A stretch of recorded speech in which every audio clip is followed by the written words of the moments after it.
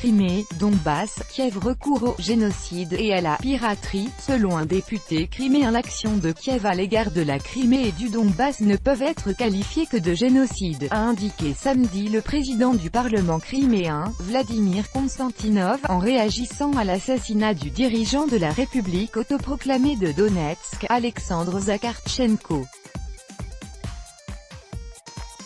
La politique ukrainienne concernant la Crimée doit être qualifiée de génocide, a annoncé le président du Parlement de cette région russe, Vladimir Konstantinov. Les autorités ukrainiennes, NDLR, ont déclenché une guerre économique contre les Criméens, en essayant de nous étouffer au moyen de ces blocus, en détruisant les communications avec la péninsule et en coupant l'accès à l'eau, à l'électricité et à la nourriture. Bien que tous ces blocus aient échoué, cela n'annule pas le fait que ce crime défini par le droit international est un génocide, a-t-il écrit sur son compte Facebook.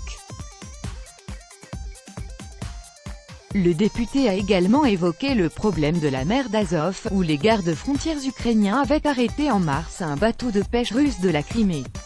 Kiev a transformé la mer d'Azov en golfe pirate. Cela étant, cette piraterie est le fait des structures d'État de l'Ukraine, a souligné M. Konstantinov. De plus, il a fustigé la politique de Kiev en ce qui concerne les républiques autoproclamées du Donbass.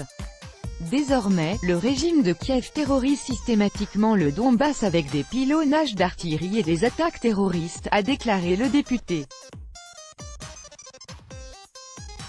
Selon lui, une réaction internationale à la politique ukrainienne est nécessaire. Kiev viole désormais non seulement les lois ukrainiennes, mais aussi le droit international et le régime des relations internationales.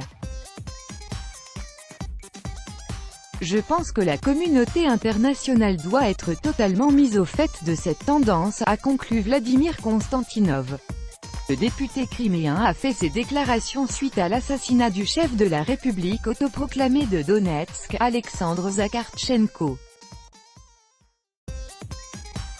Une explosion s'est produite ce vendredi 31 août à Donetsk, à proximité de la résidence du dirigeant de la RPD, Alexandre Zakartchenko. Ce dernier a été tué et le ministre des Finances de la RPD, Alexandre Timofeyev, blessé.